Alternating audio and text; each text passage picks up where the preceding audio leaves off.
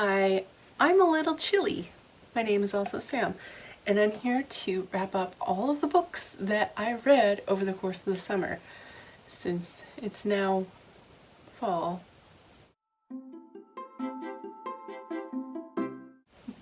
Actually, fall is my favorite season, so I shouldn't be too bitter about it.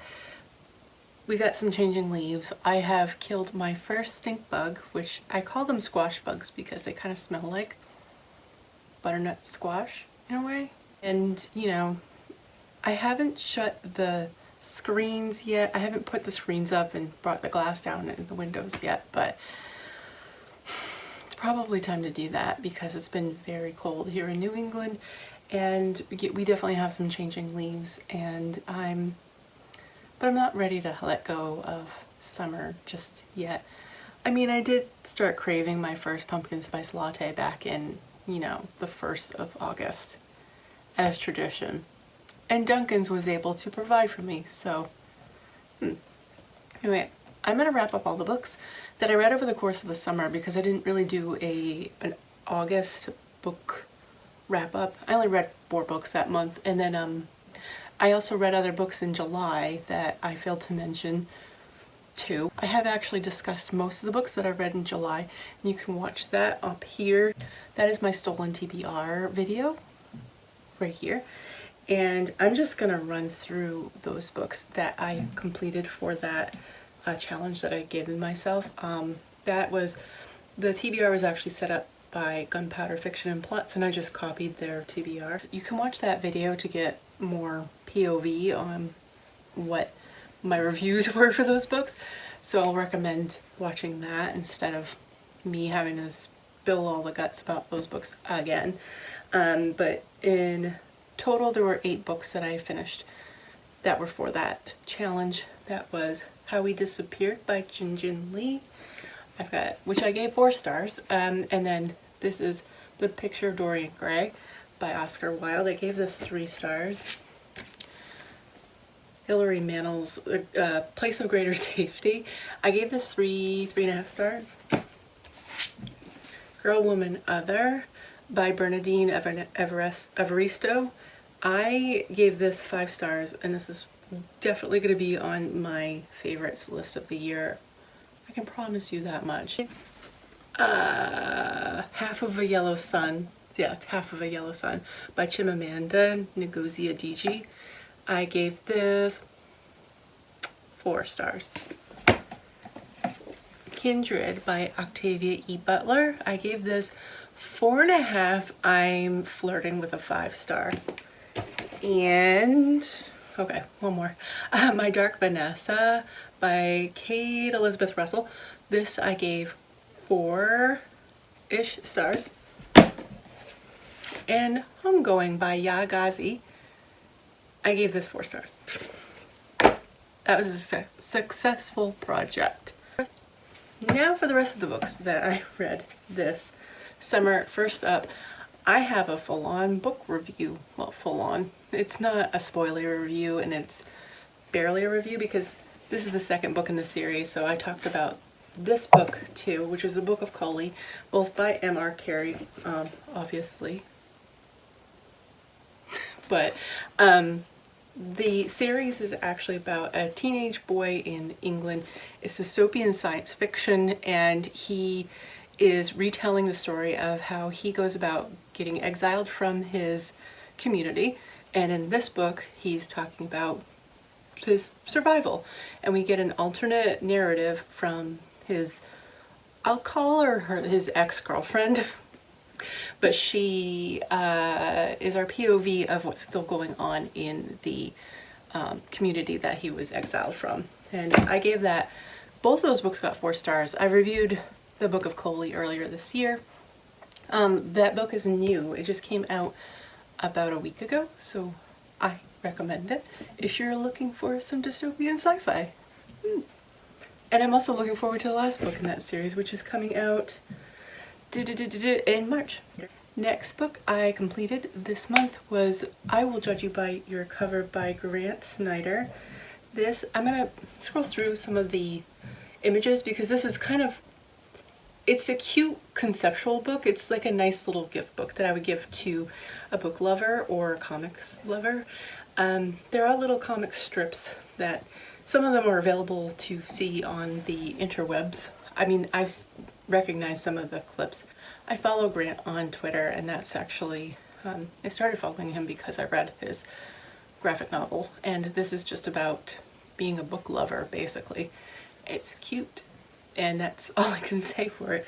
It'd make a great gift book, so I gave it 4 stars. Okay. The next 2 books I read during the reading rush, which I will link my vlog up here. I don't think I did a very good job of discussing what the books were about.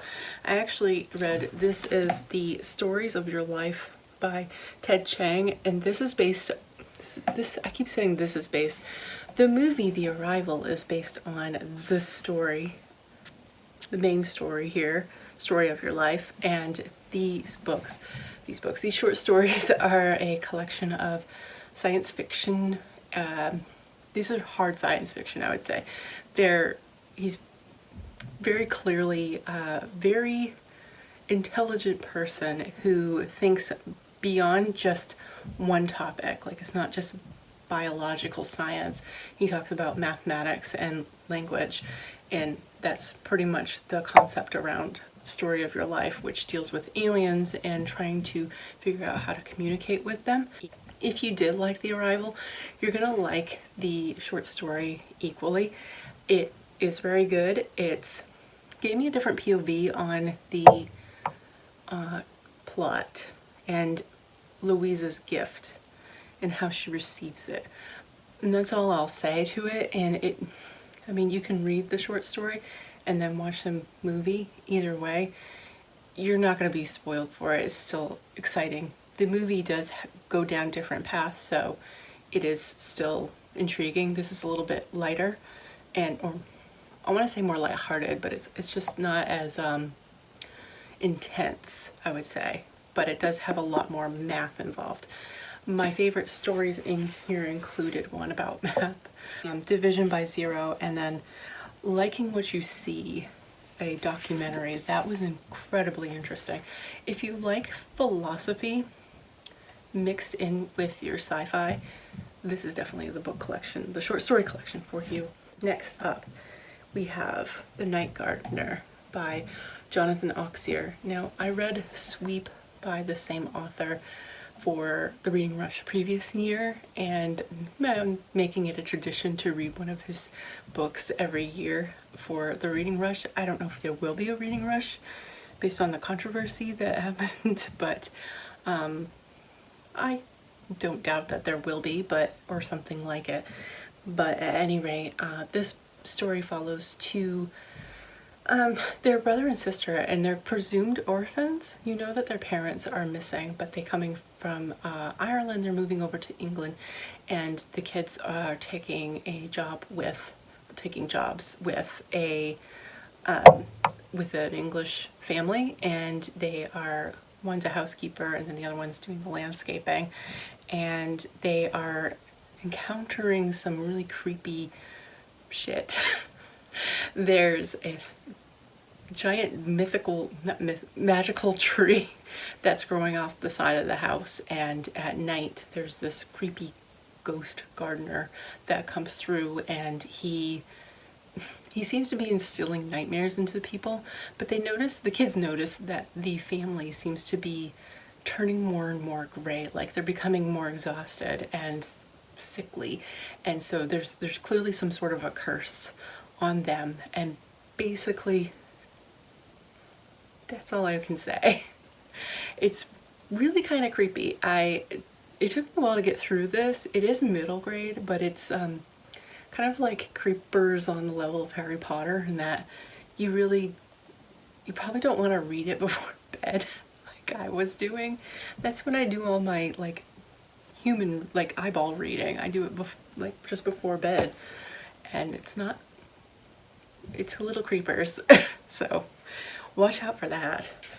Next book, I actually started this way back in June, I think.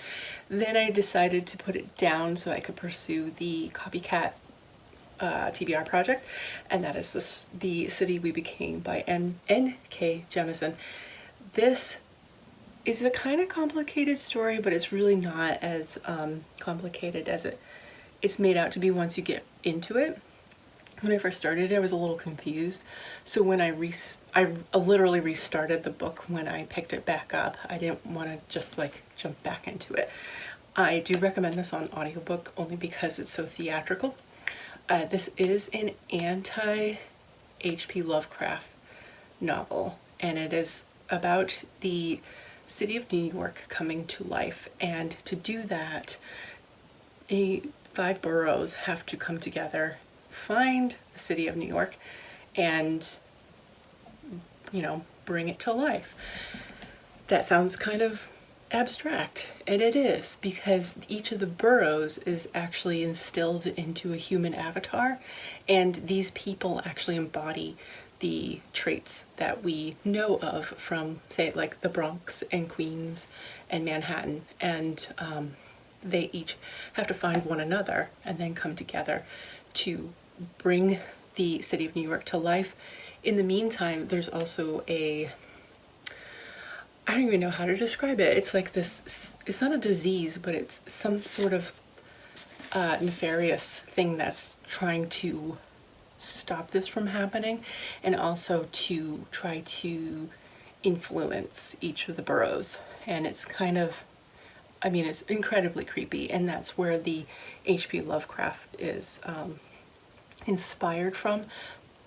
But like I said, it's anti-Lovecraft, so I do highly recommend it, especially if you're someone like me who's like, yeah, that guy was racist and whatever. I don't want to read any of his stuff. I don't want to encourage shitty writing or whatever. I don't ever want to really read it. I know he's one of the, what do you call him, a godfather of sci-fi. There's way better writing out there that's done well and is not problematic, so I'm going to be skipping his works. Read this instead. Up next, a new auto buy for me. I actually read this in August. I read this in August and this in September. I just finished this a couple weeks ago. And back in, I think, May or June, I read We Are Never Meeting in Real Life. So I've read all her books, and I am definitely going to be investing in more of her literature in the future. These are the novels, they're essay collections, humor essays by Samantha Irby. I say humor, but there's also some dark and sadness, because she does touch on racism and dealing with the death of her parents, and also dealing with chronic illness and Crohn's disease, which people don't really talk about very much. She talks about that a lot in Meaty. Actually, she mentions that a lot in Meaty.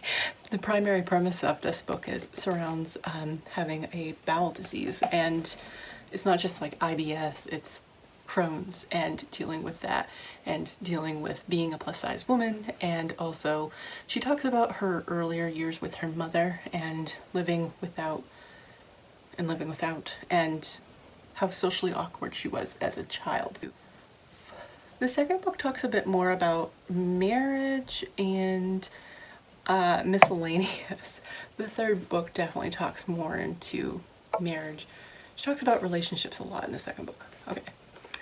And this is the last book in the, I want to say the collection, in her essay collections that she's put out so far. I read these completely out of order. This is the last book that I read, but it's the first book that she had published, and it was repackaged by another publisher. This book actually is my favorite of the 3. I think they do get progressively better. She does talk quite a bit about her marriage life, and also dealing with the success of things, and how she really became a writer. This also has one of my favorite chapters in it, which she it's called Late 1990s Time Capsule, and she distills she basically makes a mixtape for us, the reader, and explains each of the songs and why she chose them. And inspired by that, my Goodreads review, I actually made a mixtape for my, not my appreciation for this book, but it's more of like an early 90s mix, I would say. I did not talk about my reasoning behind each song, but it was kind of a reaction to some of the music that she chose for this, for her mix. So yeah, so you can check that out, and I made a Spotify playlist, which I will link down below. Next, I audiobooked this, and it's a relatively short book, The Bear by Andrew Krivak. I absolutely love this book, and I'm thinking of bumping it up to a 5-star rating. But anyway, this is about an unnamed father and daughter, and every year for the daughter's birthday, the father would give his daughter a memento from her mother's life, and it could be anything from like a little pocket mirror to a comb, and he would package them up beautifully. And he would also tell her a bunch of stories, either real stories about his life with his now deceased wife, or even just like stories of their more folky and mythical. It is dystopian because they are the last two people on Earth, but this is dystopian that's comfortably dystopian, because it's very much more like about survival, but when one is already in tune with nature. So they're not being attacked by bears, say, but they are respectful of bears and hawks and wolves and things. And they do make a trip to the coast, even though they live in the mountains. This story feels very much like local text, and I did look up the author to find out where he was living. He's Slavic, but he's now living in New England. He splits his time between Somerville, Mass, and Jaffrey, New Hampshire, which, okay, I can't help but think that this Bear Mountain is a part of Wildcat Mountain, and then, you know, they travel to the coast because it takes about that amount of time to travel by foot. I don't know. It feels super local, and it feels comforting, and it's kind of romantic to me. When you think of romantic book, this is what I want to read. Because even though it's not about people falling in love, it's like a quiet love story to nature itself and what it means to really love other people, and even if you don't know them. So, ooh, I absolutely love this. I gave it 4.5 stars, but again, I'm thinking of bumping it up to 5. Next up, we have Grass by Sherry S. Tepper. This is a book that is kind of timely. It's about a pandemic. I think it's the ambassador and his family are sent to the world of grass. The scientists on Terra are hoping that the family will become ingrained with the society of grass. The thing about grass is that the society has not experienced any pandemic, and they can't figure out why, if it is that they haven't, or if they've managed to cure it, or if there's something there that's preventing it from happening. This book actually has a lot of great world building. The characters in this book were pretty much all the same, even they did have some personality shifts, but everyone in general was pretty much just stuck up and snobby. So that's not a reason why I would read it. I am a character type person, and it does feel a little long, but I did enjoy the ride. It's really a great book that studies world building, so I do recommend it. This is the first book in a series, so I don't know if I'm going to continue on with this series. Probably, just not this year. So, boom boom. Lastly is another book that I have reviewed, and that is The Minority Report and Other Short Stories by Philip K. Dick. I wasn't entirely expecting to like these stories as much as I did, because I had a strained relationship with Do Androids Dream of Electric Sheep, which is also known as Blade Runner. If you've seen the movie, enjoy. Skip the book, I guess. yes. Anyway, the stories, while they're not great in terms of quality writing, they all feel like rough drafts or beta reads to me. Like, I would hope that they go through another round of editing or maybe have another person write them. No, not great writing, but it was great conceptually, and I can see why we get so many movies by, or they're not by him, but they're inspired by Dick. I highly recommend looking at my Goodreads review because I go story by story and do highlight each and which ones I felt were stronger and what I really liked from each one or what I thought of them conceptually. That is it for now, and I will be seeing you very soon, I would hope, with a little more color in the leaves and in my soul, because we're heading into my favorite season. But that's it for now. Bye bye.